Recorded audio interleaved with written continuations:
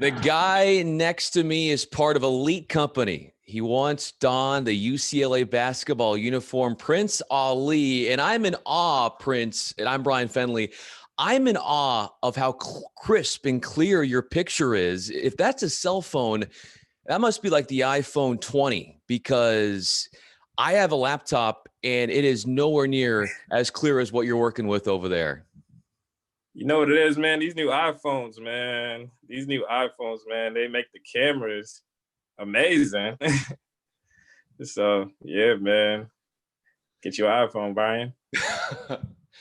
So while you were at UCLA, you had a lot of plays that warranted the camera. You had the big dunk, which I believe, if I'm not mistaken, 5 years to the day when you threw down that dunk on Kentucky's Alex Poitras. You go back and you think to yourself, wow, that was 5 years ago. What still boggles your mind about that play? Man, it was crazy, man, because I didn't know I made the dunk.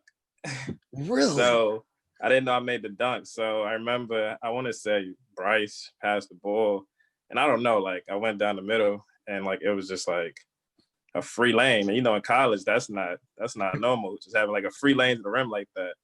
So I went up and he had hit me, and like I kind of turned away, and I just was like, all right, let's see. And I tried that, and it went in, and I had fouled.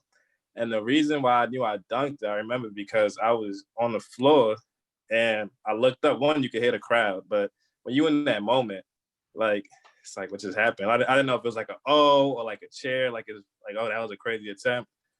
When I looked up, I could see like Baron Davis actually over there, like, yeah, bro, yeah, like going crazy.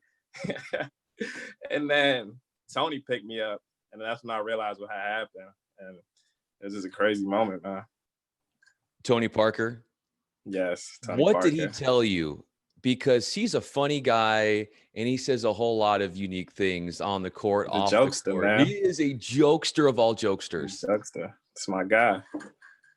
Yeah, I mean, Tony, he was my ultimate hype man. You go back and watch the video, he was over there shaking me up, man, just bringing me into the moment, man. So shout out to my man's Tone. Tony Parker is going to come on this podcast next. I love that man, and he's certainly talented and has a lot of creativity outside of basketball, like yourself. And so Bruin fans, the family that is UCLA, is curious to know, Prince, what you're doing post-UCLA. Is it basketball? You've got podcast stuff. You want to inject your creativity. Give us a rundown of everything you're doing right now since you're no longer in Westwood. Yeah, man. First and foremost, I want to say I love UCLA, man. It was one of the dopest 5 years of my life, man. And I think it'll forever be some of the best years of my life. But I'm still playing basketball. I'm searching for opportunities abroad. COVID right now makes it a little difficult, but we got things going that way. And I recently started a podcast called Craft Master, the Craft Master podcast. And my goal on the podcast, honestly, Bryan, is to just utilize successful individuals alike to just spread light on how they got to where they got to. You know what I'm saying? And then just to try their trials and tribulations along the way. And just inspirational figures, man. Like you said, in this time of need, people need inspiration like that. So just inspirational figures, people in pursuit, people similar to everybody, just to tell their story and let everybody know, like, listen, these people are human too, man. And these people go through the process just like everybody else. So that's my goal with the podcast. One of the guests you've had on your podcast was Lonzo Ball. And the 1 year that he was at UCLA, you were on the team, but if I'm not mistaken, Prince, you were recovering from an injury, which kept you out. How did your relationship between yourself and Lonzo develop, even though both of you could not share the court at the same time, that storied year when your team went to the Sweet 16? Man, Zoe's a good dude, man. He's like a really good dude. I don't think people understand how much of a good dude he is. But honestly, just off the court stuff, man, we was playing a lot of summer ball together. We was in the gym every day. When you're in the locker room with someone every day, You feel me? You get to know him a little bit, and we just clicked, man. So he's a great dude, man. And I'm happy he's my friend. What's it like seeing his youngest brother get drafted this year and as high as he did?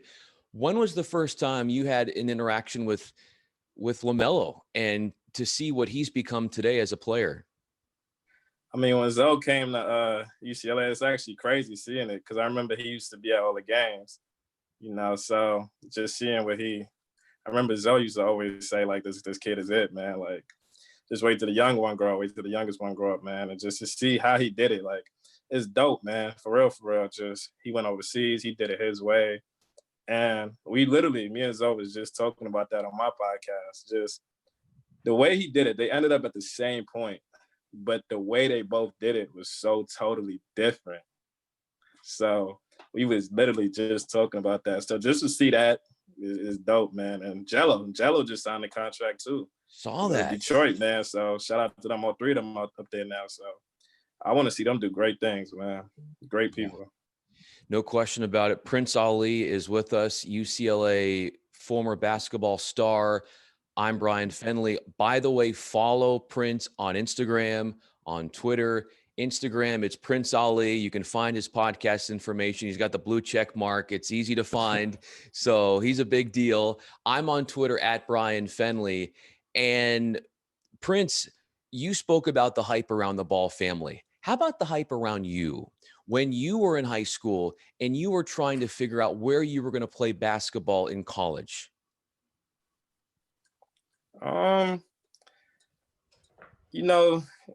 At UCLA, UCLA recruits guys who get recruited by a lot of other schools usually, man. So that's the excellence that the program breeds, man.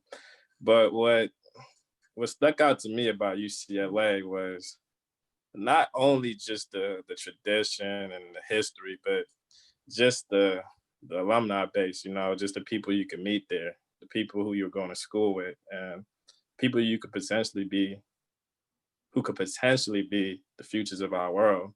That's what really stuck out to me. So just to be able to go to that program is a blessing, man. And I'm happy and I'm an alumni from that school.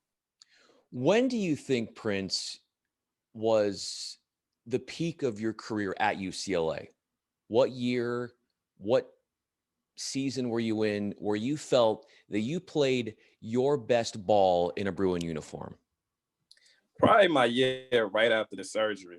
When we came back, it was Aaron Holiday's last year, Tom Welsh last year, Gigi last year. That was probably our best year since. We went to the tournament that year. I started a good amount. Me and Jay Hands split minutes. Me and Jay Hands split starting responsibilities that year. So I think that was probably the best year. Your relationship with Jay Hands is very close. You had him on your podcast as well. He continues to find his footing in the NBA and get those opportunities professionally. What is your relationship with him like, and how has it grown over these years since you met in Westwood? Yeah, Jay Hands is a good friend of mine, man. That's one of my closest friends, and another good dude, man. He's working, man. He's working hard. I'm rooting for him every step of the way. He knows that. I know he's gonna make it to the NBA. So when that day comes, it's something that we expected anyways. So when you had that injury, you did not feel, Prince, because you were out with that knee injury for all of the 2016-2017 season. Did you feel when you came back? I know you mentioned that right after you returned that you played some of your best ball, but what was that recovery process like? And was there some trepidation in the back of your mind, some doubt that you might not be the player you once were after the injury? And then how did you try to deal and fight through those emotions and that mental frame of mind? I mean, you going into surgery. That was my first time ever getting surgery. That was the last time I ever got surgery, knock on wood. But that was my first time ever going into a situation like that. And it was my left knee at that. So, and I'm a righty, so right goes with left in basketball. So that was my power leg. So of course, man, going into that surgery, my bad. Oh, you're good. Did it cut off? No, you're good. Yeah. This isn't live, right? Yeah, we are still going. And okay, so you were saying that was your first time having surgery, and knock on Yeah, wood, your yeah. last time. Yeah, that was my first time, and knock on wood, my last time having surgery. So, I mean, of course, going into that, that was my mind was everywhere. I didn't even know if they were gonna trim the bone because it was my meniscus. So I didn't know if they was gonna trim the meniscus or cut it. So if you trim it, it's 4 weeks. If you repair it, actually, if you repair it, it's 6 months. So I didn't know going in what they was gonna do. They was like, we have to go in and see.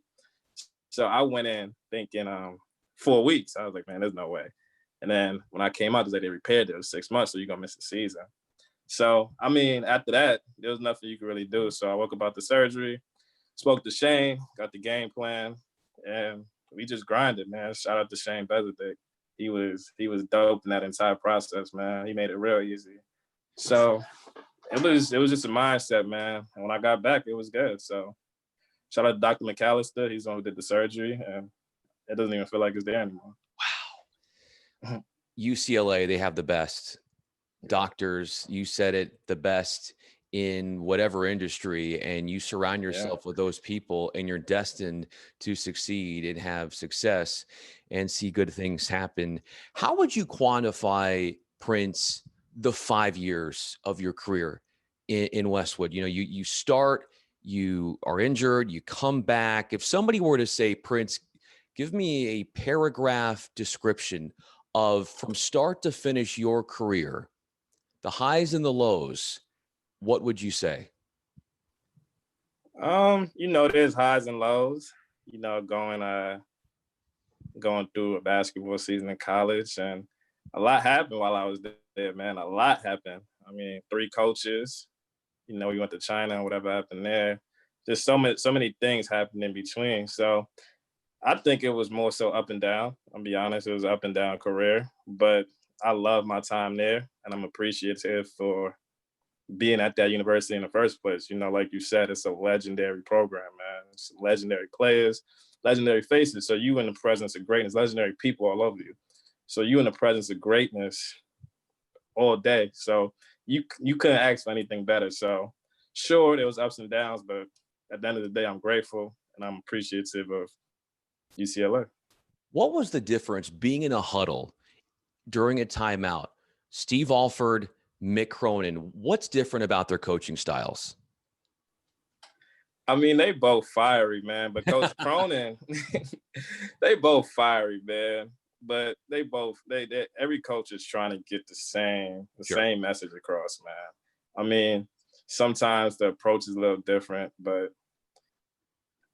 you guys know the difference. You guys watch the games. Coach Cronin is just a little bit more fiery than Coach Alford. Yeah. You have now become someone who is still contemplating playing basketball and doing with the COVID and all that. But what about the fun you had off the court at UCLA? You mentioned how memorable the 5 years was. Outside of basketball, take me to some of your greatest moments that were not in Poly. Man, there's so many of them, man. I'm here all day. There's so many of them, man. Just the camaraderie, man. Just being with your guys all day, for real. Just making those connections. We in LA, man, so you guys know. We in LA, so. Do you remember some times maybe on a road trip where you just laughed so loud that there was a funny thing that was said at a practice? Yeah. Actually, yep. I remember, I want to say it was my freshman year. We was at a hotel in Oregon. Okay. We used to play at Oregon, and Isaac Hamilton. I love that dude, man. Oh, yeah. Isaac Hamilton, that whole week, every time we saw each other, it was on site. It was a wrestling match every single time. So I remember that whole week, we was just going back and forth. He'll come in the room and he'll do something childish. Then I'll go over there and I'll do something childish. Then we'll go back, and it was just a retaliation. Then finally we got in the hallway and we just started wrestling it out in the whole team. and And the whole team was over there just hyping it up. So I remember that. That was dope. My final question for you, Prince. Do you have a funny Tony Parker story? Yes. I love this guy. Yes. That was a very funny Tony Parker story. So the first time, this isn't the first time I met Tony, but I remember the very first practice at UCLA. Mike O'Keen, I love you, but I got to throw you in this story because I think this is hilarious. We had a manager. He's one of my best friends now, actually. But this was the first time we all met. This was the very first official practice. My first official practice. Aaron Holiday first official practice. Alex, Ike. And after practice, we take off our practice gear and we put it on the loop and you throw it in the hamper. Mike, this being Mike's first day as a manager, he comes in. Tony had on a pair of jeans. Remember, I told you have to put your clothes on the loop before you throw it in the hamper. And that's how the managers know to wash it. Tony has a pair of jeans on the floor. And now that I've been there for so long, nobody ever washed their jeans. So his jeans wasn't on the loop. It was just by his chair. So Mike picks up Tony's jeans for some reason and puts it on the loop for Tony. Tony's wallet was in there. Tony's phones was in there. Oh my gosh. I think that was the first time I ever seen Tony so bad. He was like, yo, who does that, man? Man, that was funny, man. That was one of my favorite stories. So did the jeans, were they put in the washing machine and all that? Threw his jeans in the wash, man. Oh. Threw his jeans in the wash, man. So he picked up, did his phone work afterwards? Like, did he? I don't even remember. I just remember that moment. Tony was fire hot. I can't imagine. Ask him about it. I will. I'll send him this clip and I'll be like, all right, now you got to give me a Prince Ali funny story. he'll find something. I got to text him because I know what he might say. Oh, God. So I got to text him, make sure you don't say it. Perfect. I do love the story of you and Olashinsky, and it was, what was it, Madden or was it 2K? And your story. The 2K, the power story. Yeah, which I don't believe you. I don't believe your end. And I don't think Tony Parker does either. But you know what? Maybe it is true, but we'll just go with it. Yeah. Oh. They said I turned off the power, man. Because you were losing the 2K game, right? You know what, the story, you know what I'm starting to learn, Brian? As the years go by, the stories get crazier and crazy. One time, I'm playing with the Lakers. Jay Hands talking about the other day, I'm playing with the Dream Team. 5 years ago, they're going to say I had Michael Jordan, Steph, LeBron all on the same team. So it's folklore. As we keep going, the story just keep getting worse, man. I went downstairs and I turned the power off. My homeboy, I was talking to a friend of mine, and he was coming. He had to give me something. I get a phone call from him. Remind you, the entire summer, Westwood has these modern apartments. Not modern. They have these old school apartments. Like, they're not all the way there. I'm sorry, but they charge you crazy prices for it. Oh, for sure. Yeah, for sure. They charge you crazy prices, but we didn't have central air. So what we used to do is we used to have the portable ACs and we would roll them upstairs. Mm-hmm. And you couldn't use it. That year, it was so hot in Westwood. I remember it was so hot. It was like, I can't sleep in this apartment. That's how hot it was. So we get the portable ACs, we'll roll it up, and we couldn't plug in more than one at a time or else the power would blow. See, so I didn't hear this part of the story. This was not included. They never want to tell this part of on the Jaylen Hands end of the story. He did not include this. They never want to tell this part of the story. The power blew at least 3 times a day. Wow. Seriously, because it was so hot. We was like, you know what? The power just got to keep blowing. So I happened to go downstairs. I just happened to be in the wrong place. That's what you call being in the wrong place at the Sure. wrong time, because the jokes was flying after that. Oh, for And, sure. I deal with it, man. It's all good. Yeah. And they keep exaggerating it every time they bring up the story. And Every time, I told you, it's I can only imagine what this story is going to sound like 20 years from now. They're going to say I had the greatest team of all time.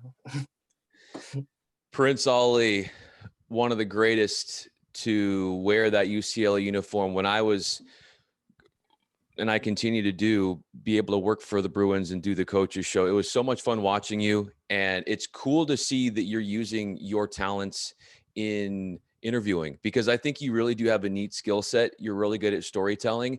And I think that is a natural habitat for you. And people just need to go check out your work, because the guests that you bring on are A class. So I encourage everybody to go check out Craftmaster Podcast. If I got that right, Prince. Craftmaster Podcast. We got all kinds of Bruins on there. We got Alonzo, we got Caitlin, we got Andy Hayward, we got Jaylen Hands. We got all kinds of Bruins. So make sure you guys check that out, man.